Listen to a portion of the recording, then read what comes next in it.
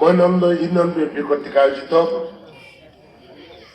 দ্বিতীয়বার মতো স্বাধীন বাংলাদেশের শহীদ জিয়ার সৈনিকদের উদ্যোগে আজকের এই আলোচনা সভার সংগ্রামী সভাপতি উপস্থিত রয়েছেন জেলা বিএনপির অন্যতম সহ সভাপতি বীর মুক্তিযোদ্ধা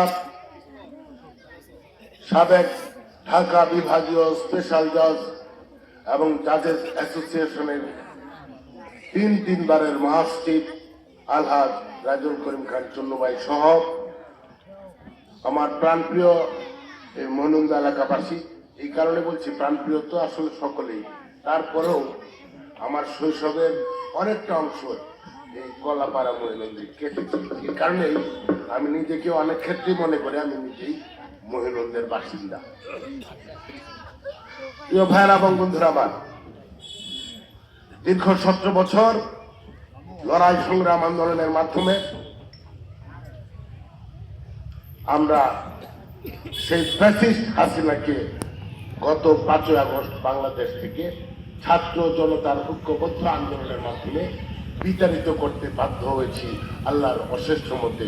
সবাই বলে আলহামদুলিল্লাহ। আলহামদুলিল্লাহ।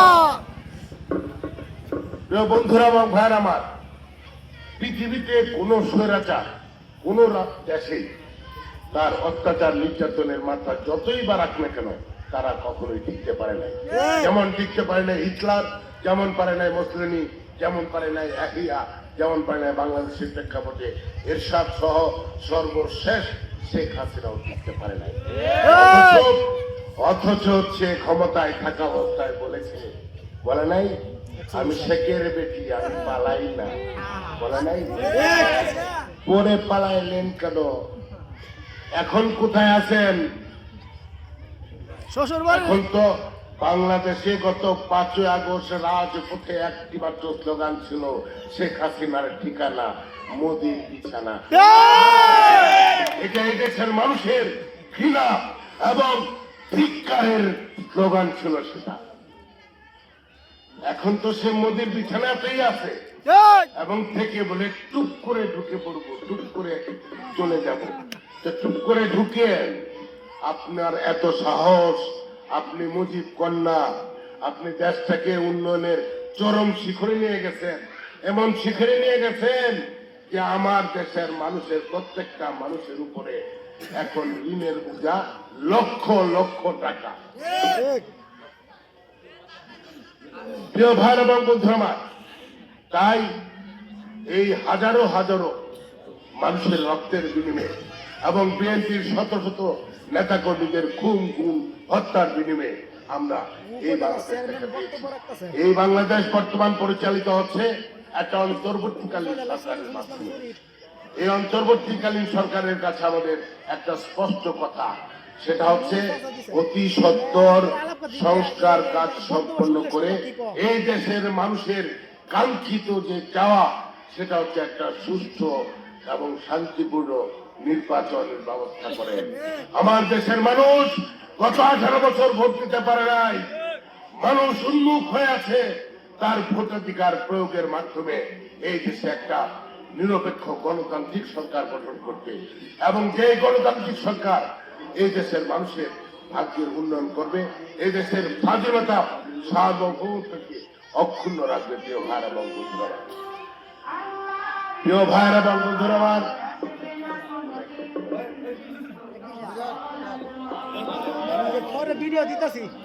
প্রিয় ভাইরা এবং বন্ধুরা আমার, আমরা এই দেশে গত 17 বছর আপনারা প্রত্যেকে দেখছেন, বিশেষ করে মৈনন্দ এলাকার অনেকে। আমি যখন উপজেলা চেয়ারম্যান গত 2018 সালের এমপি নির্বাচনে জনাব আলহাজ রাজুল করিম খান সাহেবকে, চুন্নু সাহেবকে বিএনপি থেকে মনোনয়ন দেওয়া হয়েছিল, সেই নির্বাচনে আমি ওনার বিভিন্ন মিটিং এ গিয়ে বক্তব্য দিয়েছি। আপনাদের মৈনন্দ এসেছি, এই জায়গাও এসেছি, এখানেও বক্তব্য দিয়েছি। একটা মিটিং, লতিফপুরের একটা মিটিং এ শুধু বলেছিলাম, আর আমার যদি কেউ আপনার আমার ভোট লুট করে নিতে চায় তাহলে 2.5 হাত বাঁশের লাঠি রাখবেন, যে হাতে ভোট লুট করতে আসবে ওই হাতটা ভেঙে দিবেন।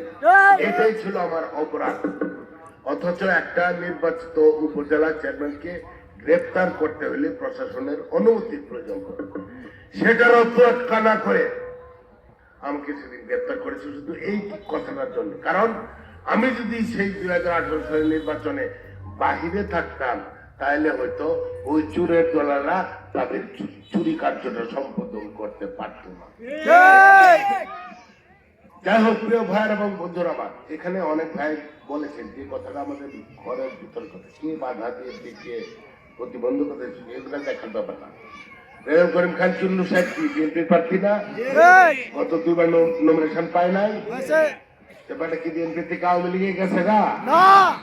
গেছিল গা? তার সমর্থক হিসেবে বা বিএনপি আমরা যারা করি, এনে যারা আছি, এনার অনেক ভাইয়েরা আছেন না যারা জেল কাটছেন, মামলা খেয়েছেন, আছেন না? আমি তো জানি আমার সাথে 2018 সালে জেল কাটছে এরকম মইনুদ্দিনের অনেক লোক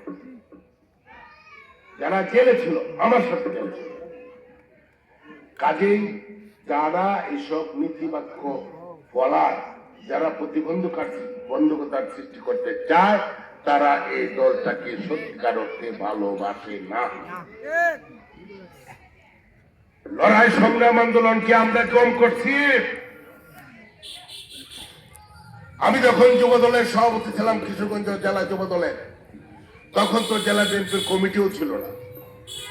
তখন তো টোটাল বিএনপিকে শেল্টার দিয়ে, অর্থাৎ পত্রিকা কর্মসূচি যুব দলের নেতৃত্বে করে বিএনপিকে চাঙ্গা রেখে। তখন তো আজকের যে সকল বিএনপি নেতৃবৃন্দ, এদের অনেকেই ব্যারাকটা নিয়ে দাঁড়ানোর সাহস পায় নাই। তখন পুলিশের সামনে ব্যানার নিয়ে দাঁড়িয়েছি এবং বলেছি, এই পুলিশ, তোর বাবার ক্ষমতা থাকলে আমাকে। আরে এখন বলেন অমুক কথা তমুক কথা, আন্দোলন আপনারা একলাই করছেন আন্দোলন? এই দেশের আপামর জনতা, আবাল বৃদ্ধ বনিতা ঘরে ঘরে আন্দোলন করে তুলেছে। এই আন্দোলনের প্রেক্ষিতে আজকে হাসিনা পালিয়ে যেতে বাধ্য হয়েছে। কাজেই এত বেশি বাড়াবাড়িতে যায় না। আরে ভাই, আপনাদের দোয়া এবং সহযোগিতায় তো আল্লাহ একবার আমার কোন সময় বানাইছেন উপজেলা চেয়ারম্যান। আওয়ামী লীগের কেমন জমজমাট অবস্থা না, সেই সময়ে আমার 11,000 ভোট লুটে নিল। ওই 11,000 ভোট কভার করলাম, এরপরে আরো 25,000 ভোট বেশি পাস করলাম।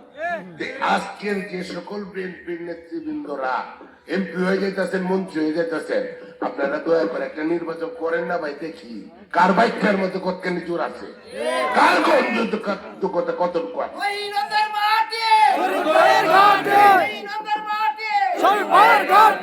কাজে সকল অবান্তর কথা বলে নিজেদের মধ্যে বিভেদ সৃষ্টি করার সময় এখন না।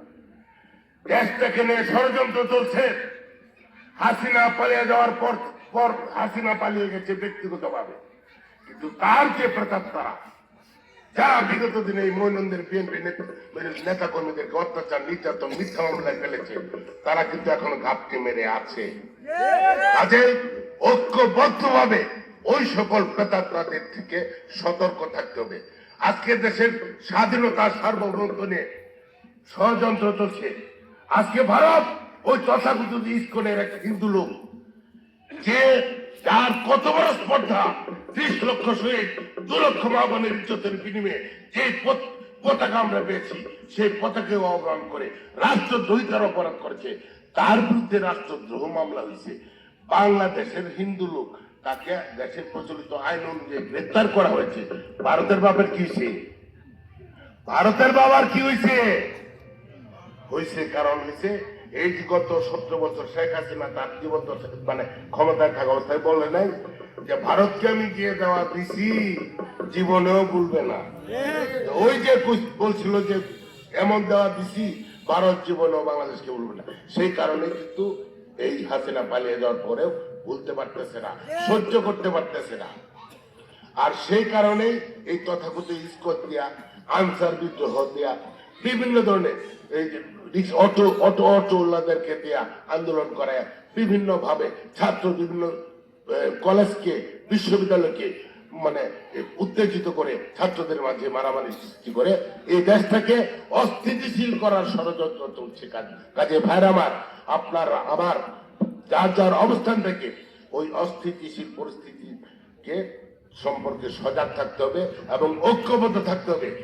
যারাই ষড়যন্ত্রকারী হোক, আজকের এই বাংলাদেশ হাজারো হাজারো ছাত্র জনতার রক্তের বিনিময়ে এই বাংলাদেশ, যেমন ৭১ সালে আমরা ৩০ লক্ষ শহীদ, ২ লক্ষ মা বোনের ইজ্জতের বিনিময়ে স্বাধীনতা পেয়েছি, অনুরূপ এই স্বাধীনতার সার্বভৌমত্বকে আমরা টিকে রাখার জন্য আবারও 2024-এ আমরা রক্ত দিয়েছি এবং দেশের স্বাধীনতার সার্বভৌমত্বকে আবার আমরা অটুট রাখার চেষ্টা করছি। এখন এই দেশটাকে গড়তে হলে একটা নির্বাচিত সরকার প্রয়োজন, আর সেই জন্যই আমাদের প্রত্যেককে ঐক্যবদ্ধ থাকতে হবে।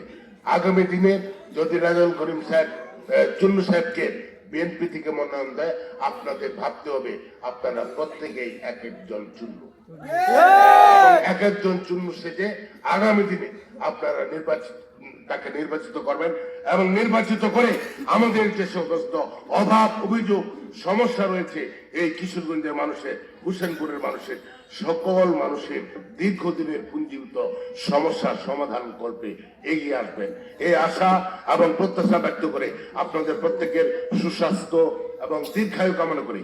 পাশাপাশি একটি কথা না বললেই নয়, আমি এর আগে আরো কয়েকটা এরকম কর্মী সভা করেছি, গিয়েছি চুন্নু ভাইয়ের সঙ্গে, কিন্তু আজকে মৈনন্দবাসী যে সুন্দর এবং সুষ্ঠু পরিবেশে এবং সুশৃঙ্খল ভাবে যে একটা সুন্দর কর্মী সভা আপনারা উপহার দিয়েছেন, সেজন্য আপনাদের প্রত্যেককে আমার ব্যক্তিগত পক্ষ থেকে, আমার অন্তরের অন্তঃস্থল থেকে ধন্যবাদ জানাই, শুভেচ্ছা জানাই।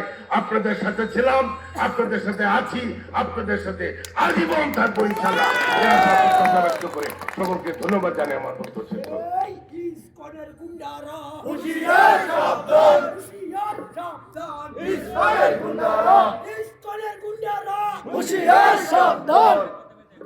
ধন্যবাদ শরীফ ভাইকে। সম্মানিত উপস্থিতি,